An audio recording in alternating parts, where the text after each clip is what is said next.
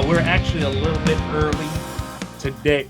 So for those who can tune Yeah. in, we appreciate it. Like I said, we got a special guest coming in today and all that good stuff.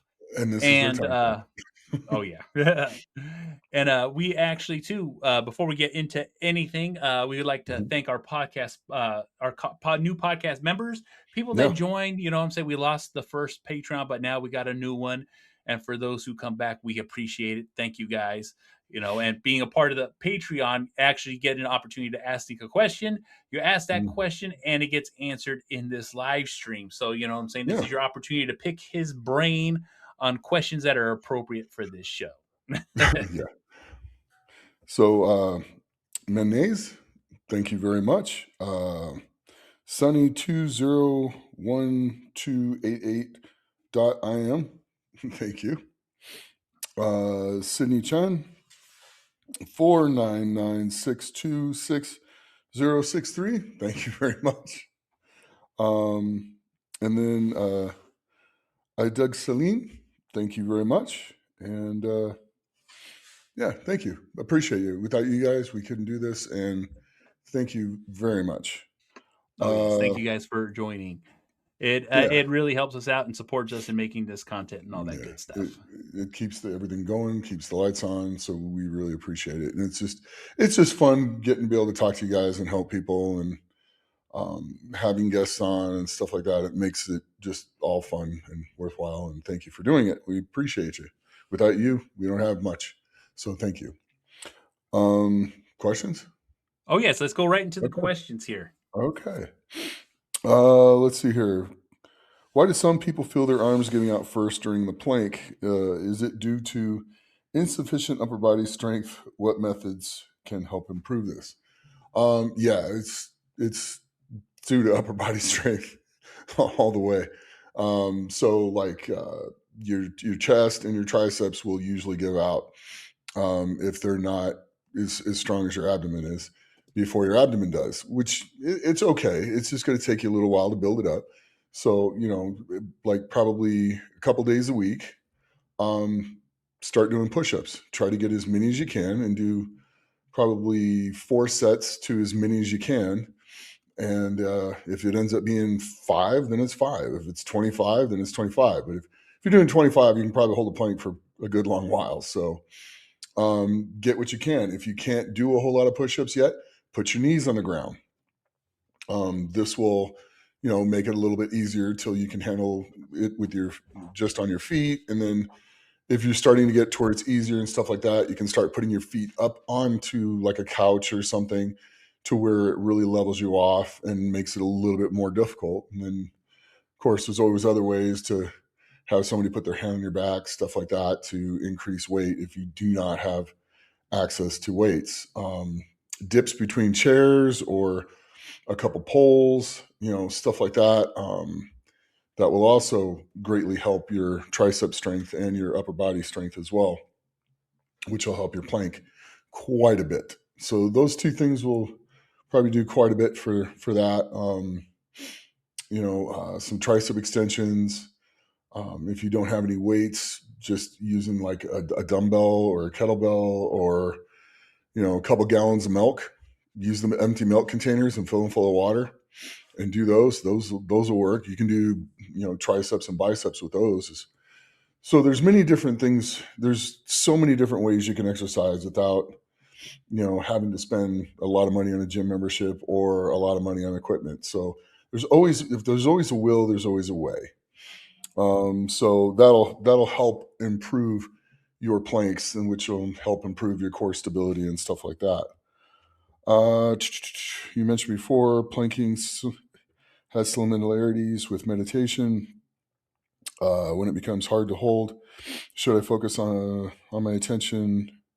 Their attention, should one observe the pain and imagine it is illusionary, or shift our focus to breathe or something else?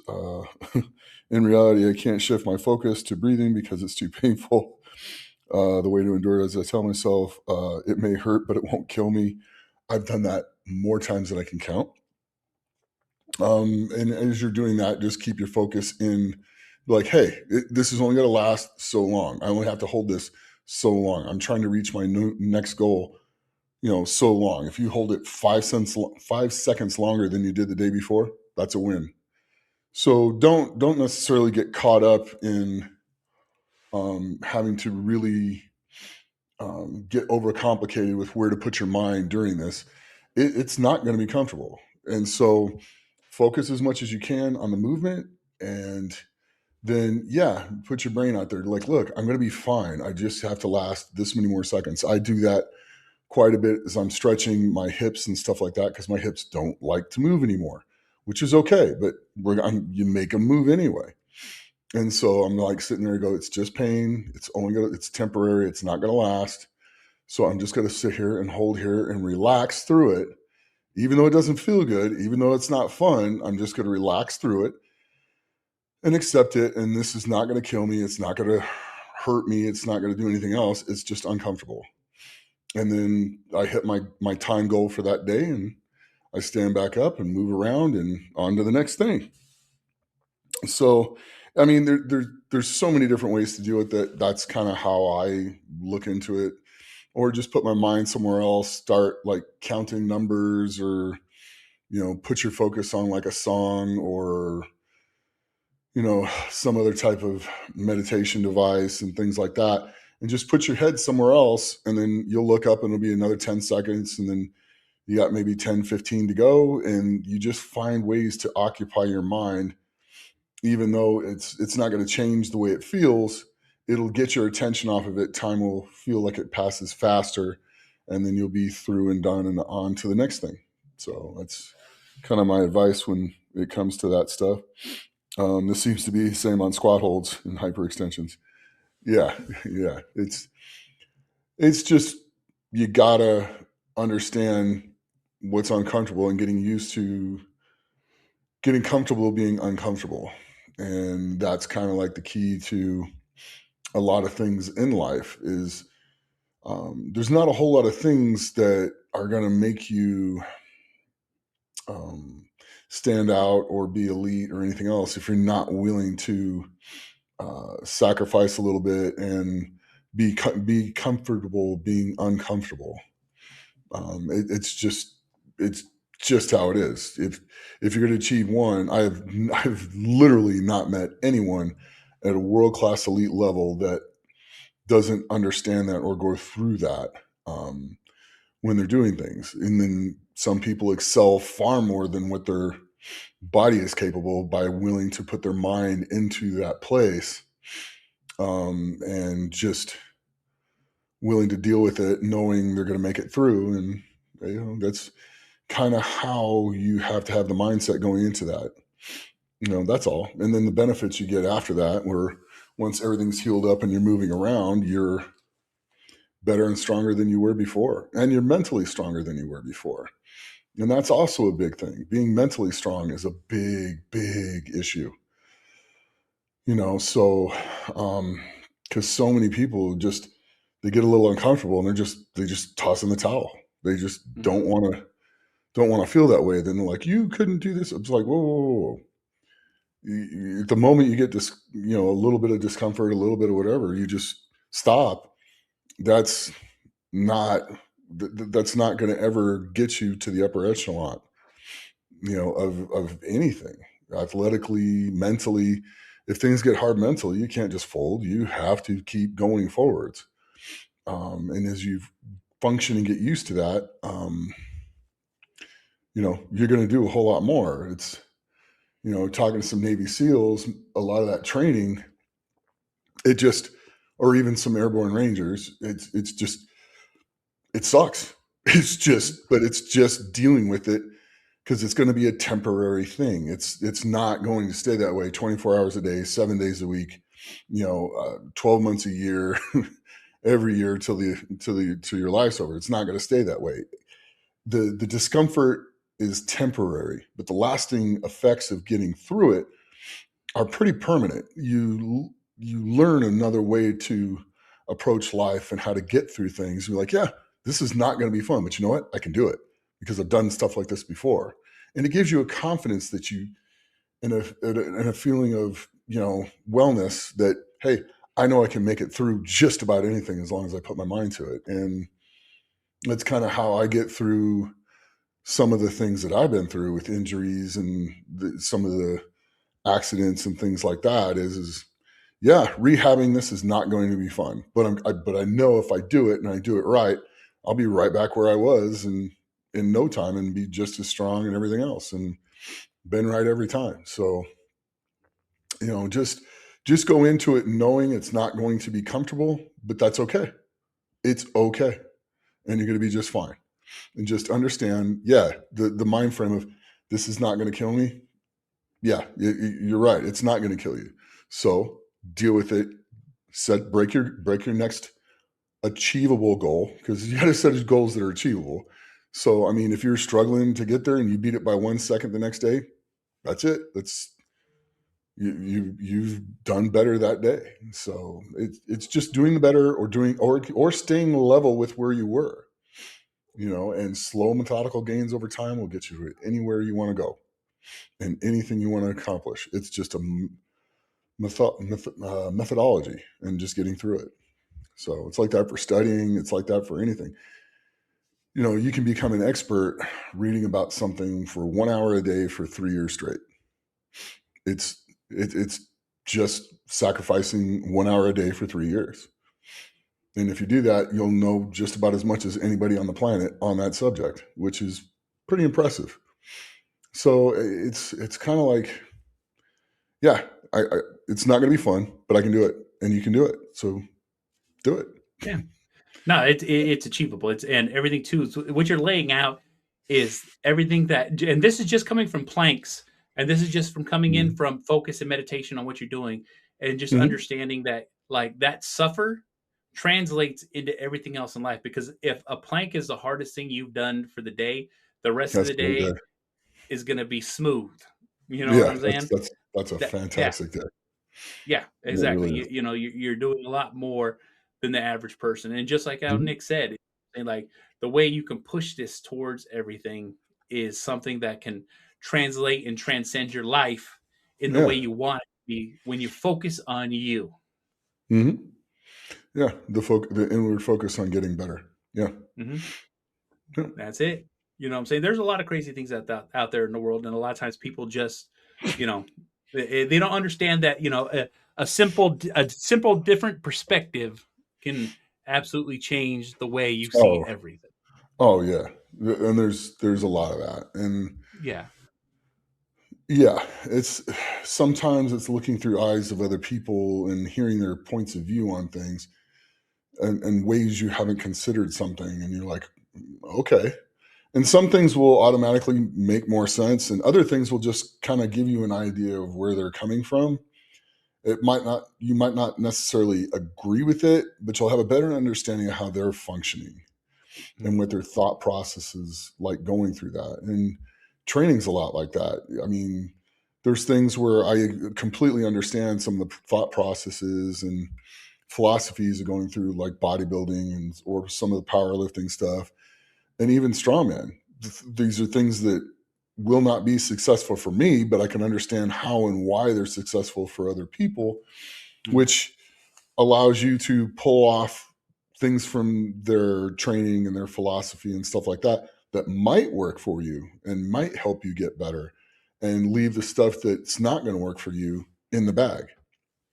And then you just take out what will be useful for you and move on and take a little bit of this one, a little bit of that one, a little bit of this one, and eventually come up with your own way of doing things and follow the ways that help you become successful. I've said this more times I can count. You're your own science experiment. Period. The end. I mean, there's a lot of stuff that I do that will work for you. 100, just so much of it. But you're not me. So there's things that I do that Oh, might not work Evan for you. is coming in. I hate to cut you All short, right. but No, it's okay. someone's getting themselves ready. His gun wall. That's awesome. Oh yeah. I don't think he realizes we're live already. No, no, he does. Well, like I said, Oh my. he'll figure it out real quick. Yeah. Wow. Look how it's a big boy.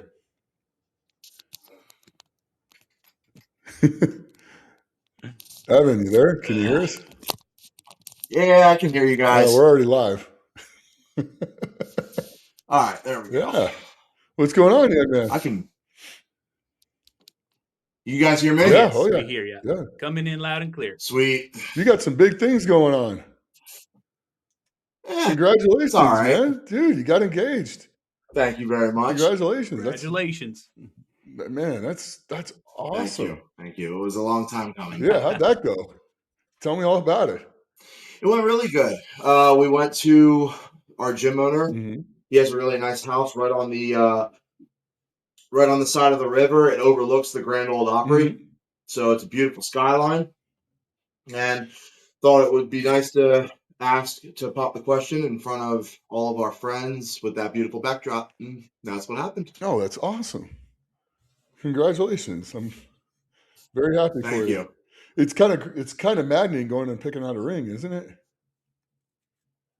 Yeah. Well, the funny thing is that she designed the whole thing. Wow. And she designed it, and then with the jeweler, I paid for it, and then I had him ship it to me, unbeknownst to her. Like, he was actually in on it. It was funny because he was in on it, and he was pretty much telling her, like, yeah, there's parts of it that haven't come in yet, and I haven't been able to assemble the ring yet.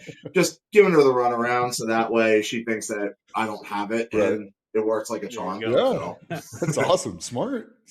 Good job, kid. I Yeah. like it. That's awesome. Man, how's your pec doing? And we just let everybody know what happened with that.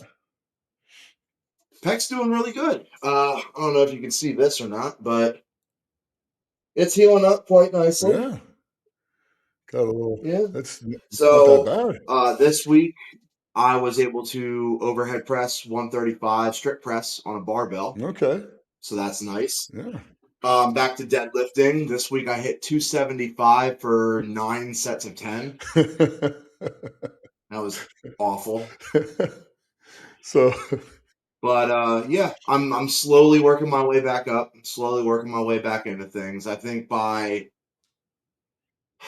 I want to say in the next 3 to 4-ish weeks is when I can start doing some like the movements of strongman stuff again, like an empty log and stuff like that. yeah, smart. So I'm excited for that. Everybody, including my coach Nico, my surgeon, my PT, everybody thinks that I'm ahead of schedule with healing. So that's awesome. Yeah. The last time I'm doing what I do best. I heal like Wolverine. Yeah, that's awesome. But you're still being patient with it too. You're not just jumping back to foolish things that. Oh yeah, that's the hardest part for me. The hardest part for me, obviously, is just like I feel good, so I want to start getting back into lifting some weights. And I'm with my training partner when he's lifting heavy, and I'm just like I'm missing that itch. Like I'm not able to scratch it, and it's agitating the hell out of me. But I'm being good. I'm not pushing it. I'm not rushing it. The things that are done behind the scenes is what people don't really like. Everybody's always like, "Oh, Evan heals so fast. He heals like unrealistically fast. It's crazy." But they don't see the behind the scenes stuff. I mean, I'm doing peptides twice a day, every single day. Shout out to Travis Ortmeyer for that. He gave me a really, really solid program to follow. I'm doing peptides twice a day. I'm doing PT 3 times a day, whether I go to the clinic or not. So I have my bands, I have my light dumbbells, I have everything that I do for physical therapy here, and I do it 2 to 3 times every single day. So I'm like most people go, oh, I'll go to PT 2 or 3 times a week, and that'll be all I do. It's like, no, I'm doing it 3 times a day. Yeah, and that's because I want to come back as safely and as smart, but as fast as possible. Correct. And that's, I think people don't get that a lot about rehab is, oh, I'll just do it these couple days like I'm supposed to. It's like rehab is something, it's every day, it's all the time. It's you're trying to constantly improve, but some of it's resting, some of it's motion, some of it's just getting blood flowing through the area through light movement, and it makes a massive difference on the way you heal, and you'll heal a lot faster. but you still have to, even though you're feeling better, you still got to keep the brakes on and keep from just Yep, because accelerating that through. tendon's not fully ready yet. Yeah, you got to wait till Yeah. it's good to go, but you're doing a really good job of that. You're having a lot of patience with it. So it's, I like to think so. no, you are. It's showing. We're watching. Well, the pec tendon tear and surgery to reattach it that's kind of up there on the more serious of injuries. Mm-hmm. And I don't know if Nico was saying this just to kind of instill that, like, yeah, we need to take this rehab seriously or not. But Nico mentioned at one point, like, if you try to come back too early and it re-ruptures, potentially it could end your entire strongman career. Yep. And Mm-hmm. that was, whether that's true or not, that was enough to kind of make me open my eyes a little bit and be like, okay, I should really take this one seriously. Yeah. No, agreed. And he did really good at explaining it to you that way. I mean, that's sometimes Yep. it's that type of explanation that'll get you to go, oh, yeah, this isn't. That's just one of the reasons why I love working with Nico so much Mhm. is he's a no sugarcoat, no bullshit kind of guy. Yeah.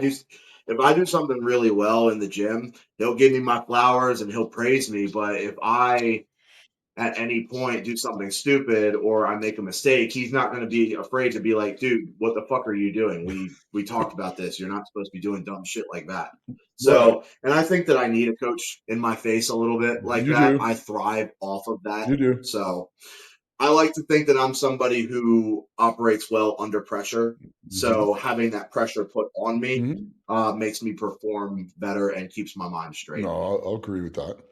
Yeah, no, that's awesome. That's exactly what you need. So that's good. That's good. I had an inguinal hernia at one time, and the doctor was kind of like, okay, look, I don't want you to lift weights for 4 months. Oof. He goes, I'm like, okay. Oh, I was like, 4 months. He's like, 4 months.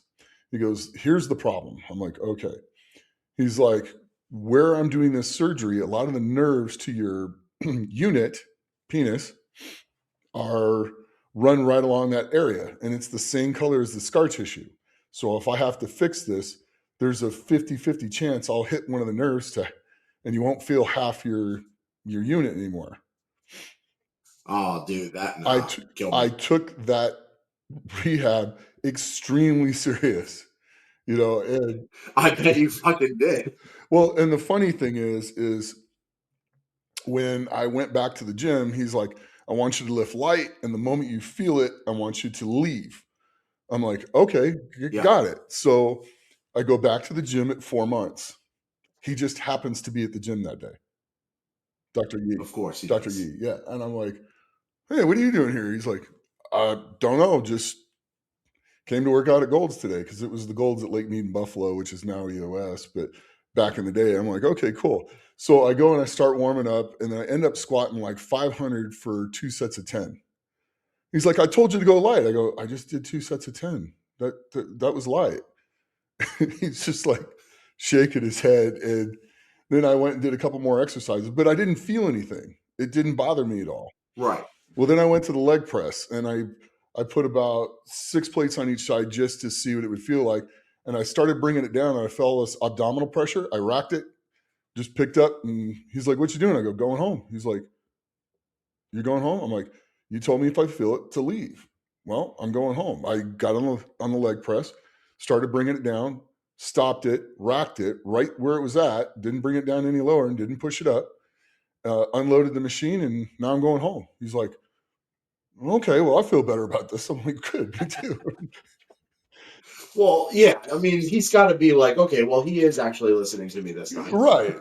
Which, Okay, fair which, enough. which I did, and it took about another 9 months to get back to where I could just go full throttle without even having any fear or thinking about it anymore.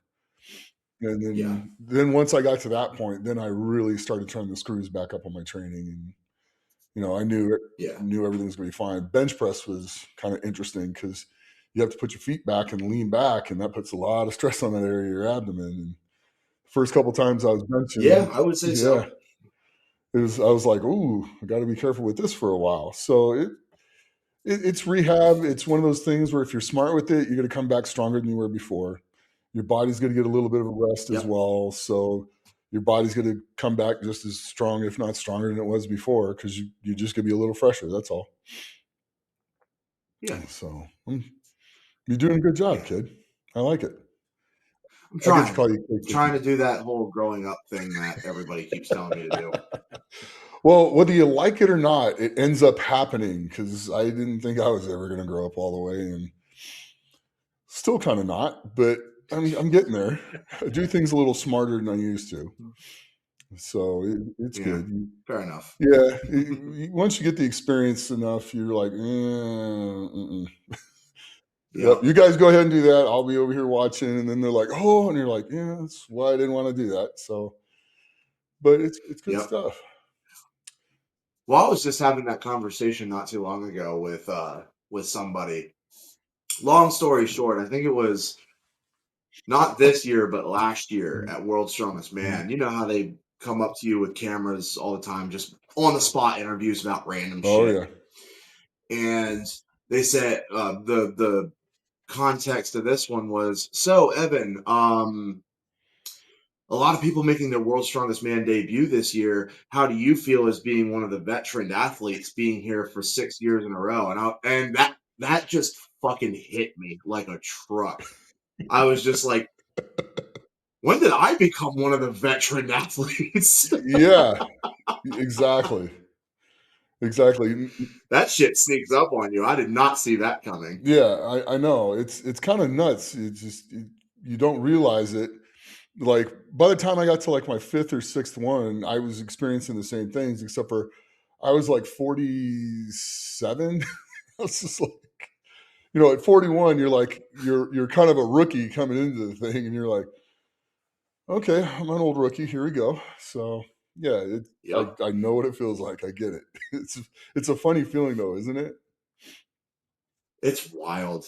It's also wild just to hear somebody else bring up how long you've been doing it at World's Strongest Man. Because Mm-hmm. after the interview was done, obviously I fucking licked my wounds a little bit because I was like feeling old as shit. But I was also just thinking to myself, like, wow, I've been at World's Strongest Man for 6 years now. Mm-hmm. That's wild. Yeah, it's doing pretty good. That's really And when wild. you think about it, there's only 8 guys that have done it 10 times. Yeah, La- that's super fucking Stoltman crazy. last year, Luke last year. Luke was Luke's 10th year. He became Was the it? 8th guy. Yeah, I was the 7th guy. Oh, I did not know that. Yeah, that one. Your first one was my last one in 220. Yes, I remember In that 2020. because they brought you in. I remember like just hanging out with you a little bit, just bullshitting, and Mhm. you were like, "Yeah, I'm just here hanging out and all of that." And then like the next day, you were like, "Yeah, they asked me to jump in, so Here we go. I'm here." Exactly. No prep time, no nothing. Yep, just jump in and go. So, but I mean, it's interesting how that happens, and all of a sudden it's like, wow, that's my 10th one, and like, yeah, you're the 7th person to do that. There have only been 6 people before that have gotten 10 in. So you got 4 years to be number Oh, 9. I'll definitely be. I'm definitely going to hit that No, I know marker you're gonna because hit it pretty. I have this conversation all the time, and obviously people's opinions on certain things change as they get older. They have Mhm, more experiences and everything like that. And I've always said that I wanted to get as many World's Strongest Man wins as possible. mhm. Um, that's still a thing for me. Oh yeah, Like I could get a really big like movie role or a role in a popular TV show like Thor did, but I'm not done with Strongman yet. yeah. I still got a lot of years left in me before my body really starts telling me not to stop. Well, the And like I've said this many times now. I want to be remembered as one of the best, mhm, and I have a lot more titles to win, and I have a lot more stuff to do in the sport before I can actually honestly claim that. So yeah, I'm not going anywhere anytime soon. yeah. Well, you're the current strongest man on earth. I am. Yeah, I am. yeah. It's pretty freaking cool. That was the first of many world titles that I plan on Yeah. winning. Exactly. And it was crazy to see you win too, because we were just all sitting there fun. like, man, You it's did it's it. it's happening right in front of us, having that front row seat. Yep. Mm-hmm. Yeah, it was pretty cool. Oh man, I was very proud of you. Still am. Thank you. Like we've got a really good relationship, and you know how much that means Oh to me. yeah, So yeah. thank you for that. No, But absolutely. that was a day that I will definitely never forget. Yeah. My first world level title. I mean, And that's you never forget your first. that's a hard freaking show too. That's It's a heavy show. Yep. that's a hard and heavy, Like I heavy always tell show. people whenever there's the debate about world's strongest man on earth, Arnold, all of that, there's always the debate of which one's more important to win, and the argument is usually always the same. World's strongest man is the title, Mhm. but strongest man on earth is the hardest show to win. Yeah. Mm-hmm. So, and like going into that, like there's like there was that sentiment built around me where it's like I thrive more in the moving and athletic events Mm-hmm. instead of the static strength events. So Smo probably is last on the list for me to win. I'm probably built a little bit better for World's Strongest Man or the Rogue or one of those competitions. But for me to go in and win the statically, like the fucking heavy show, Mm-hmm. that was the exact moment for me where it was like, if I can win this show, I can win All of them. fucking anything. Yeah, you can Yep. win all of them. Yeah.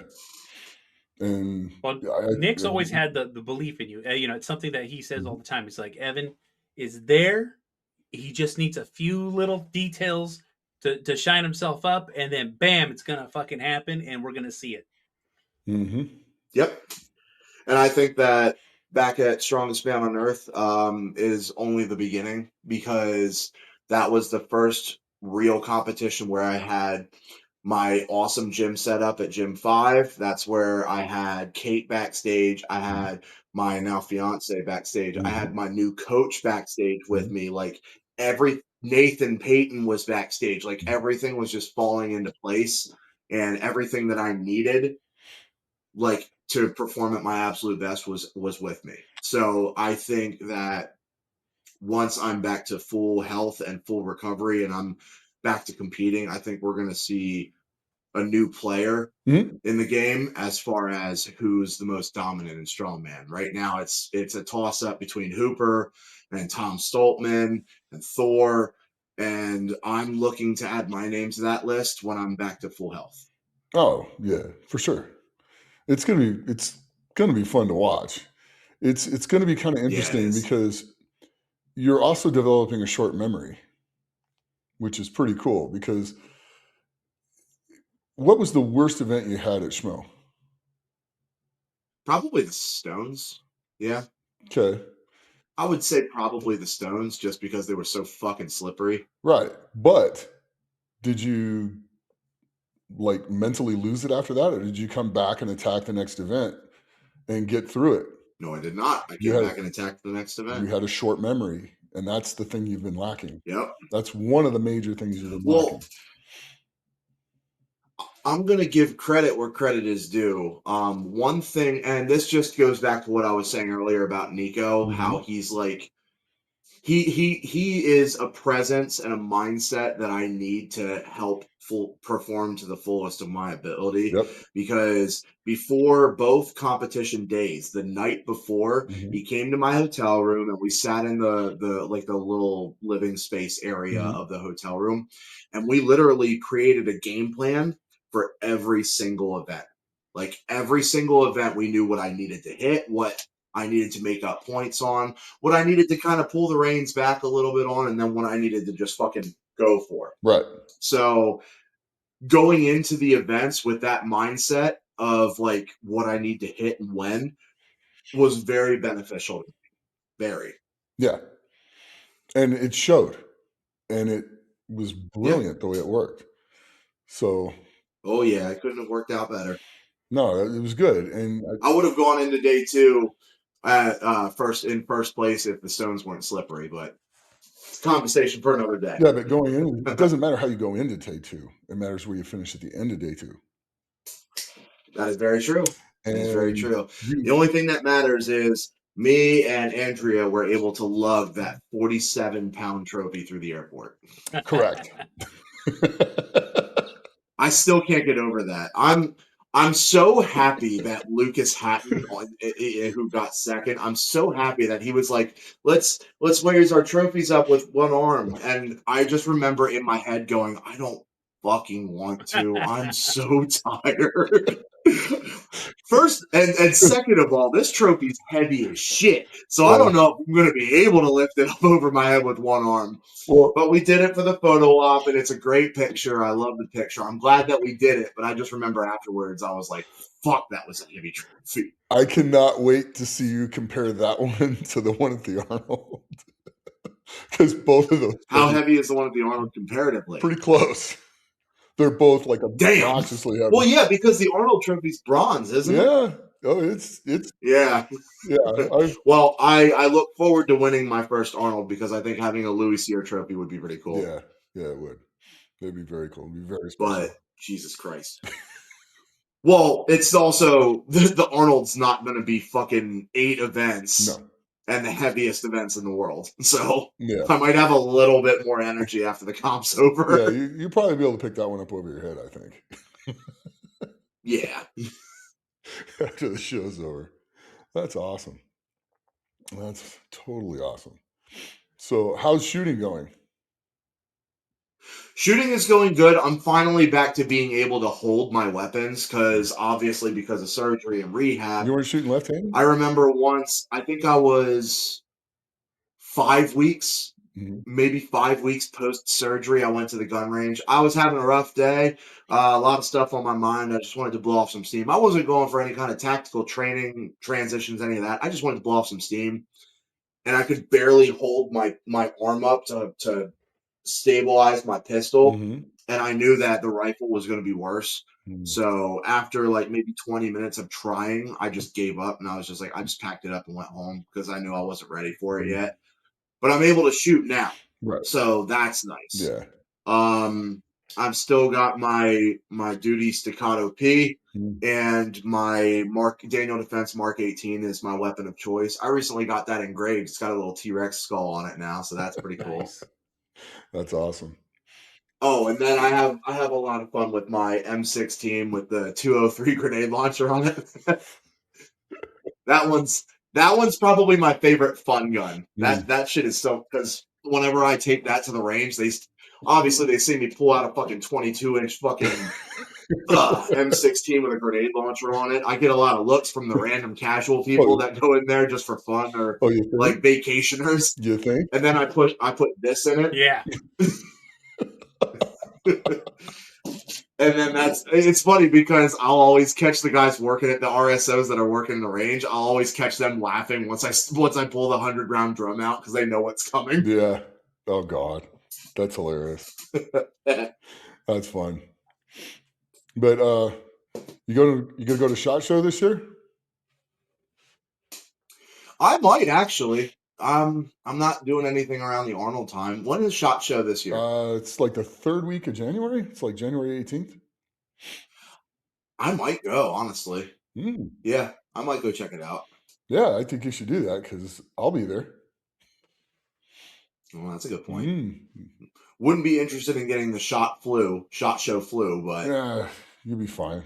It's not that big of a deal. It'll be fine. And then my Barrett's getting engraved. So that's going to be very nice. You were telling me a little bit about that. Yeah. That's going to be so cool when that's finally done. I want pictures. Yeah, you'll get them. I'll send you the text of the layout and the drawings and stuff. I got it. I got to hell yeah text that to the guys at Barrett too, so they see it. So maybe you can get that into the SHOT Show. Well, that's going to be my gift to myself. After my next big win is I want a Barrett 50. Yeah, I really want one. You need a one. Lot. Well, I would be so much fun if Jeremy gets it done in time. We can go out and shoot it. I'm down. Take it out in the desert. And I'm down. Go shoot it a little bit. That'll be fun. Hell yeah. Yeah, be good stuff. So, I think that'll be pretty fun and pretty exciting. And then just go walk around that place with you. It'd be a lot of fun. We definitely have a good time. That would be a lot of fun. Oh yeah. And if we could, especially if we can manage to go with Jeremy, because Jeremy like knows everybody. He knows where to go, stuff like that. Because he's done all the engraving for nearly everything. Because he owns Dark Alliance Customs, and he just knows so many people. It's so much fun going with him because you end up meeting the head of all the companies and stuff like that, and all these people that are like big in the industry and stuff. It's pretty neat. It's a great experience to go see and go do. Really sounds like an awesome fucking experience. Yeah, I know a place you could probably stay. Yeah, I think I know somebody. Yeah, won't cost you nothing. So that's the best part. Yeah. When are you gonna make your way out to Nashville, fucker? Well, that's a little bit of a story I will tell you off camera. Fair enough. But it looks like I'll be having to go down to Irvine soon. So, okay. Yeah. So there's been a change there, and so that's where the lacrosse will be played. Gotcha. So it's going to be pretty cool. Not a problem at all. Yeah. Oh yeah. So it'll be pretty cool. Evan, what are your plans for the Arnold coming up? Mm-hmm. Me and Nico both agreed, and like with my surgeon and everything like that, we all agreed that I'm not going to be physically healed up and ready for the Arnold. I've been talking to SPD and a couple of my sponsors to see if they wanted me to come out.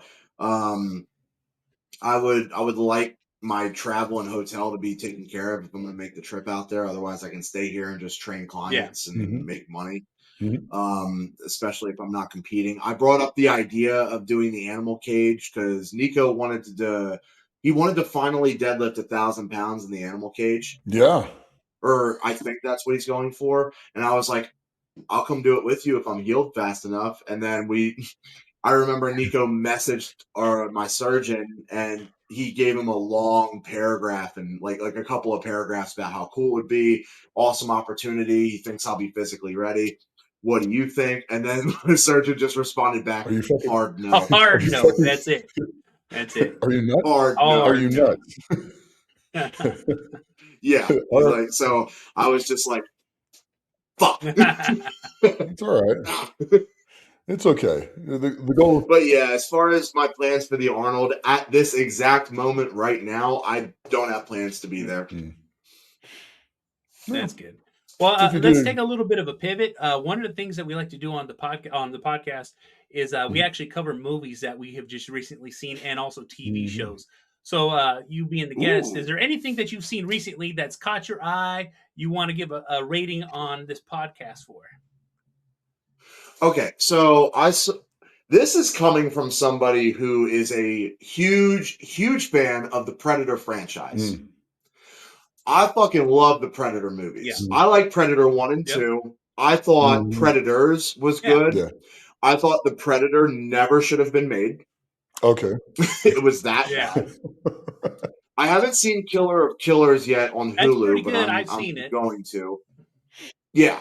So I'm a big fan of the Predator series, and I've done the deep dive into the lore and the backstory and like all the entire world that's been created around that science fiction character. Deep. Yeah. It is very deep because I'm also a big avid comic book reader, and my favorite and just a little plug is the Old Man Dutch series where it's Arnold Schwarzenegger, you know what I'm saying, shows what happened after, and it goes very in-depth, and that's my favorite portion there.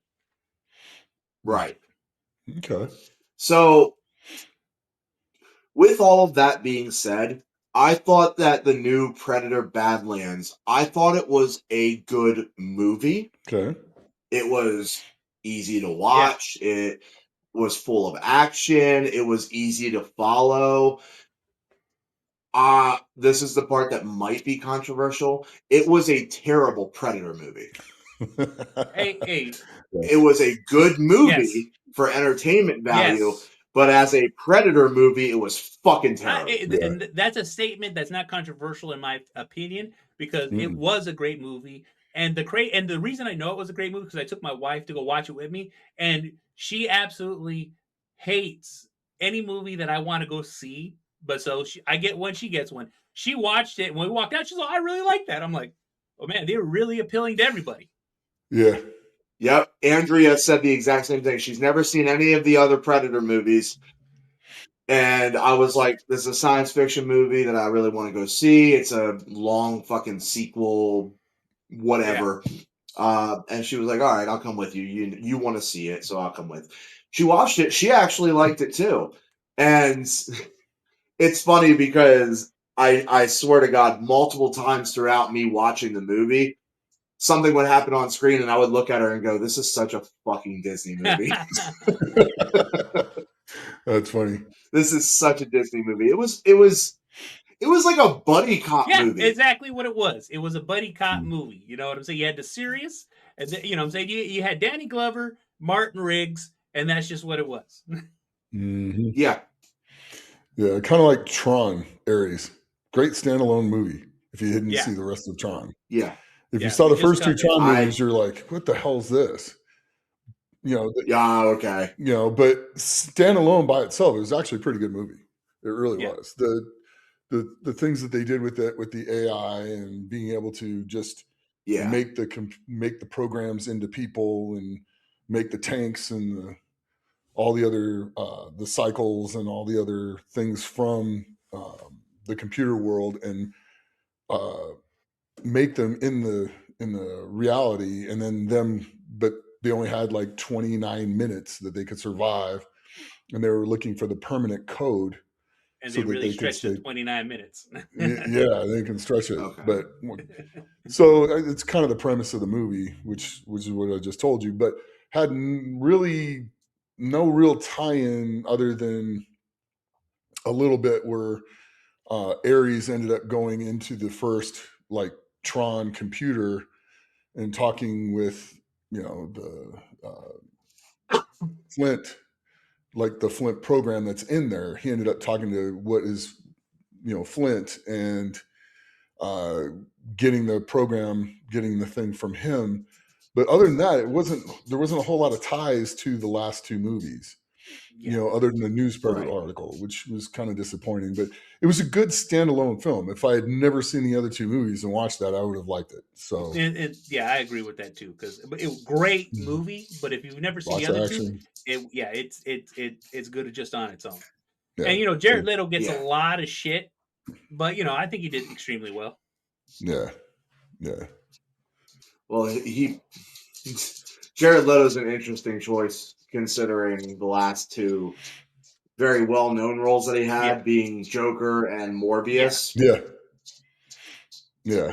You could argue that he deserves it. Hey, you know, you got to at least have one good one out there. You know what I'm saying? You're eventually going to get a little nugget out there. Well, the Joker. Well, I liked him in Lord of War with Nicolas Cage. Yeah.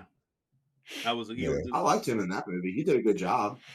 Yeah, I've actually seen him perform with his band live one time, and you know, not my cup of music, but he was the closing act of a festival. So, cool. Yeah, a lot of people forget he used to be in a band. Yeah, in the series, Ben and I, like, all of a sudden out of nowhere just got into, because it's in the third season now. Yeah, third or fourth was Mobland. We just started watching Mobland out of the blue. Tom Hardy, it is a watch. I'm talking about a masterpiece. I'll watch anything with Tom Hardy. Yeah. Well, it's pretty darn good. It's a good watch. Really. And it's lots of plot twists and turns and stuff like that. It's pretty good. It's every day's a cliffhanger. Every episode, cliffhanger. Period. It's just like something stupid's going on each one. Yeah. So it was really good. Something that I rewatched. I rewatch this at least 2 times a year, just because I love the show so much. Is Spartacus. Oh yeah, that's cool. Love Spartacus. That's actually where this tattoo came from. A monster given breath by necessity. There you go. Oh. That's one of the lines in the show. Oh, that's nice. I'll just randomly randomly get the thought, I haven't seen Spartacus in a while. That was a good ass show. And then I'll put it on, and then I just end up watching all 4 seasons. I believe Lucy Lawless is in that, and it's the only reason I watched it. I believe you. That's fair. So now I got another show I got to sit and watch because I haven't seen Spartacus. You've never seen Spartacus? Nope. Oh, it's so fucking good. Yeah. A lot of sex and nudity and a lot of violence. So Game of Thrones. No, it's worse. A lot more debauchery. All right. Yeah, there's a lot of. I like Spartacus because the story is enticing. The acting is very well done, but obviously, like it's fucking violent, and there's a lot of sex scenes in it, and there's a lot of like betrayal and like different branches that the story line branches off of, and there's other subplots going on. It's really, really cool. I like it. I thought it was a great show. All right. Well, I'm going to throw out a recommendation out there because we just talked about Tom Hardy. He did a TV show. I want to say it's on Peacock. It's called Taboo. And this takes place like in the olden time, like trying to think of I can't even think of it. It's like Christopher Columbus times. And like 1492 is Christopher exactly. Columbus. Yeah. And it was so intense. It's one season. It's one of those shows you watch it like there's no way there's only one season of this. This is too fucking good, and yet it's only one season. Is that like a brand new show? No, it's old. It's like probably like 5 years old. Oh wow. Yeah, it's so good. It is so good. Taboo. If you can find it with Tom Hardy, it's a hell of a watch. It starts off crazy, and then the last episode is just where's season 2? It's literally like it was lightning in a. But to me, it was lightning in a bottle. It was that good. I'm like, God damn, that was so fucking good. I'm looking forward to Highlander. The new Highlander. Yeah. What? I'm looking forward to Henry Cavill as Connor McLeod in Highlander. That could be pretty good. Well, you're supposed to have Batista. They said, I don't know how they're going to have Batista though. Batista's I can't see Batista being the Kurgan. Guy. He's too small. He's too small now. It's going to be a lot of upward shots. It'll be a lot of upward shots. I am strongest. He's not going to be able to say that line because Henry Cavill's as big as he is. Yeah, Cavill dwarfs Batista now. Yeah. I mean, maybe when Batista was 290. Exactly. But so he traps in his ears. Not more. Right. I don't see how he could be the Kurgan. Well, see, and that's the thing is the only bigger guy right now is Alan Richter. Weird. And you know what I'm saying? The guy who's playing Reacher right now, that's the only big guy. Oh, Alan Rickman. Yeah, Alan Rickman. There you go. He's the only big guy in Hollywood right now. And you know what I'm saying? Like that's that's the only person I can imagine, maybe attempting that role. Big enough to be the Kurgan. Yeah, for sure. Or unless they just get that guy, that huge ass bodybuilder guy who's been killing all the roles right now. Yeah. Oh, fucking Oliver. There you go. There you go. What do they call him? The Dutch giant. Yeah. I got to meet him out in Malta. He's a really cool dude. He's cool. Really nice. Yeah. Did any of you guys see the Street Fighter? Really nice. The Street Fighter picture of the because the new Street Fighter movie's getting ready to come out, and they did a group picture. Yep. And this guy is standing with everybody, and everyone's below his chest. It's just like. I was like, what is going on here? Yeah, that'll probably actually end up being pretty good too. Oh yeah. It really will. I'm looking forward to that because this is obviously they've released one trailer, so you can't get too in depth into it. But I'm looking forward to that because that just strikes me as the way that they're shooting it. They know what they are. Yeah. They're not trying to be something else. It's not going for like an award, like an Academy Award. Yeah. It's going to be a Street Fighter movie. Yep. And I respect that. Yeah, the characters that they've posted are true to a game characters. You know what I'm saying? And right off top, you got Cody Rhodes, you got Andrew Schultz, 50 Cent. Yep. You know what I'm saying? Yeah. There was a few other ones. No, like they're Roman Reigns.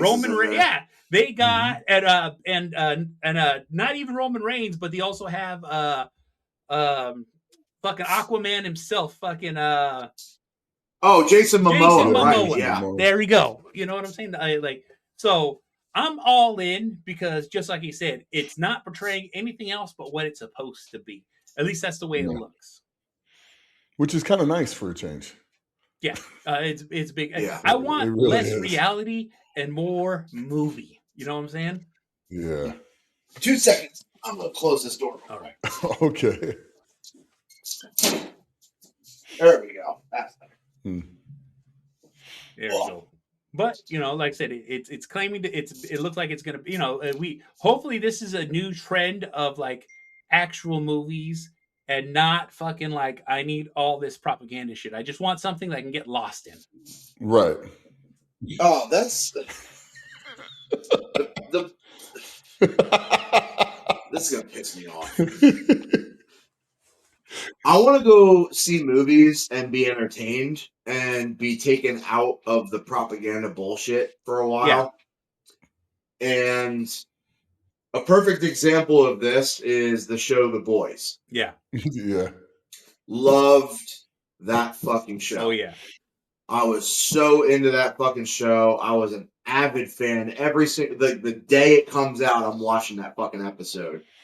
And by season 4, it just got so fucking political. And then when I think the director was called out on it. Yeah. He essentially said, if you don't like it, don't watch my show. Yeah. And it's just like, and nobody did.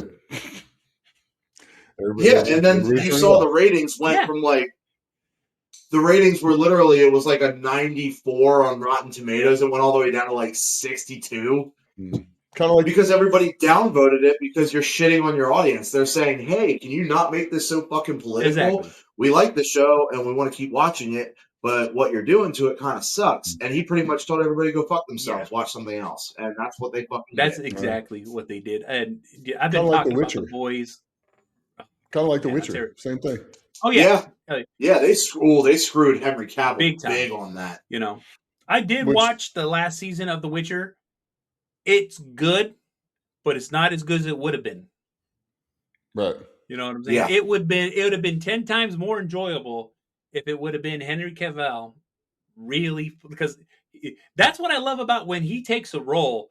He likes to stick to the lore. He's a 50K, a fucking, reading comic books, understanding, playing the games, and it's like, I want to be as true as to this as it can be because that's authenticity that fans want. Right. That's what made the story in the first place. Exactly. That's what made it popular in the first place. Oh, exactly. So yeah.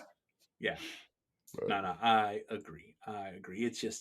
It's insane. But you know what I'm saying, that we're starting to get a slow polar shift. So hopefully we're starting to get the kind of stuff that we want. I want buddy cop movies. I want comedy and I want fucking real action. Yeah. I want unapologetically ridiculously high levels of testosterone action movies. I want movies like fucking Commando and Predator. Yeah. I want shit like that to come back. Yeah. Yes. That's what I want. Exactly. I think we all do.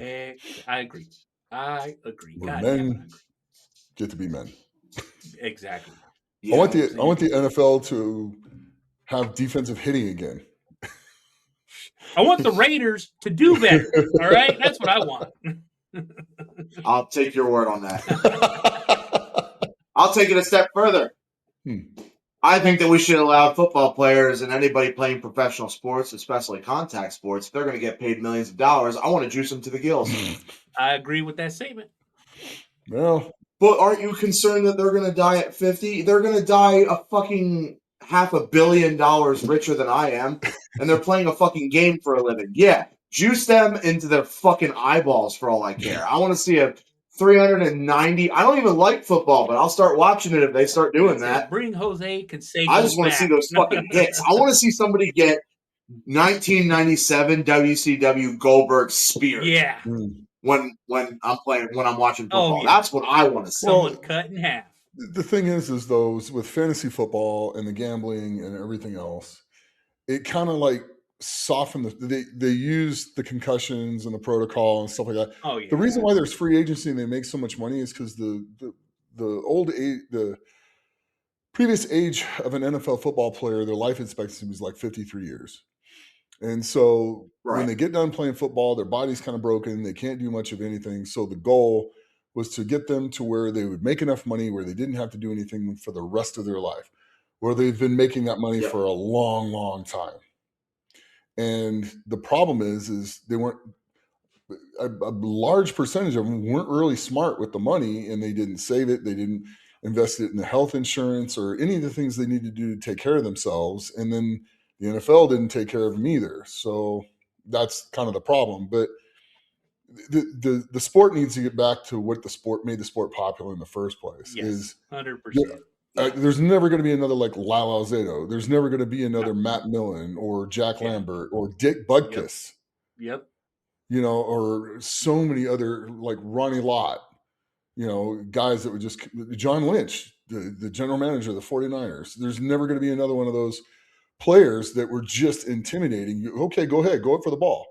I would love to see these wide receivers and stuff now play in that era because they couldn't. I've seen Tom Brady play in that era, and well, people he say did blasphemy, but I'll tell you, he started it. He started in Yeah. that era, so he did play in that era.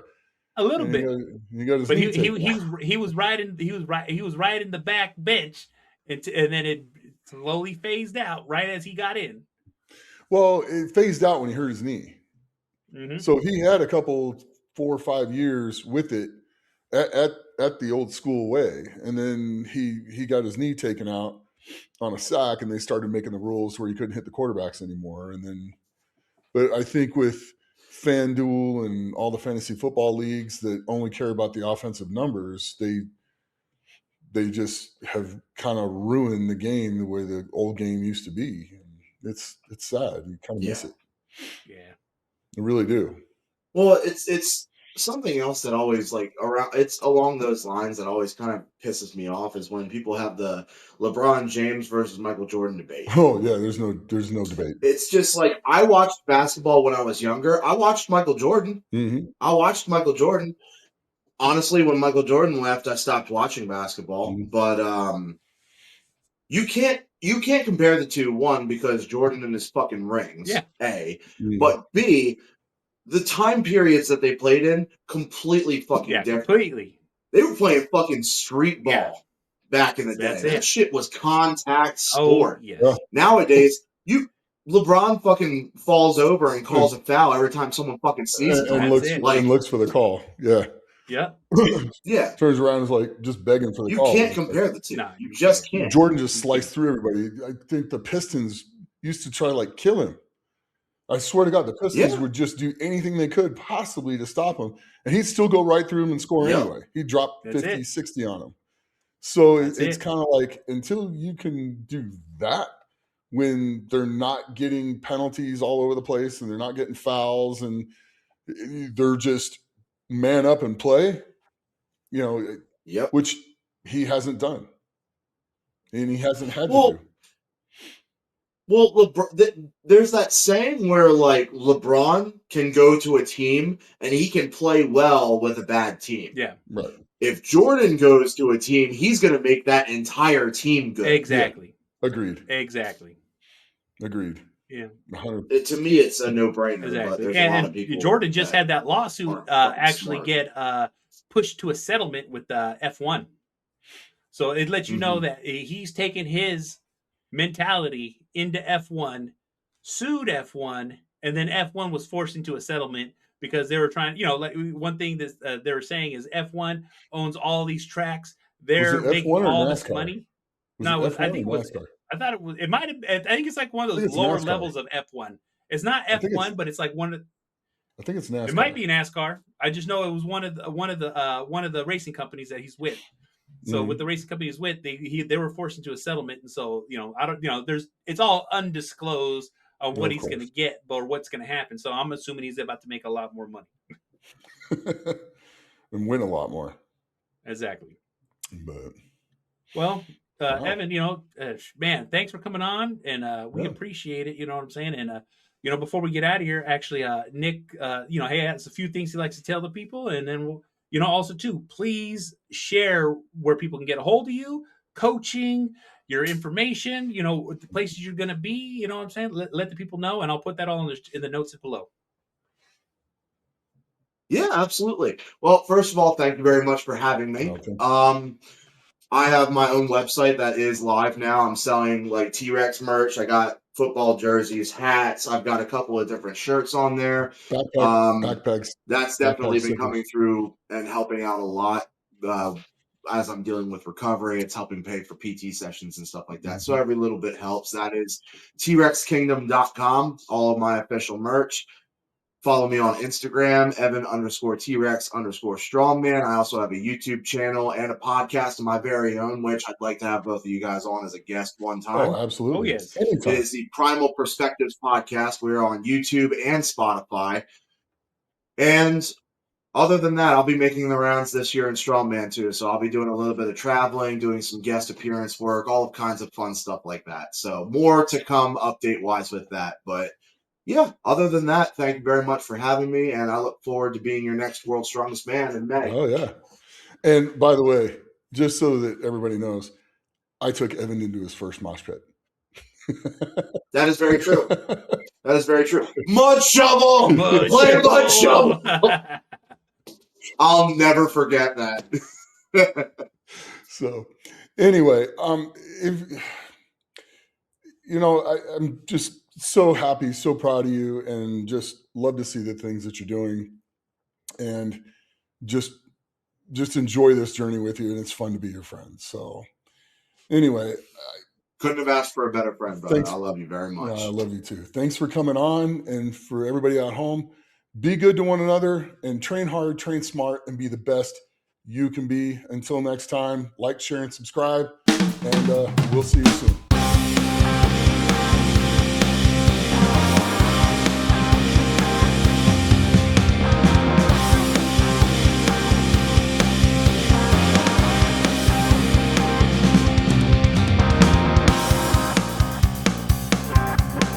You're listening to The Best Experience with Nick Best.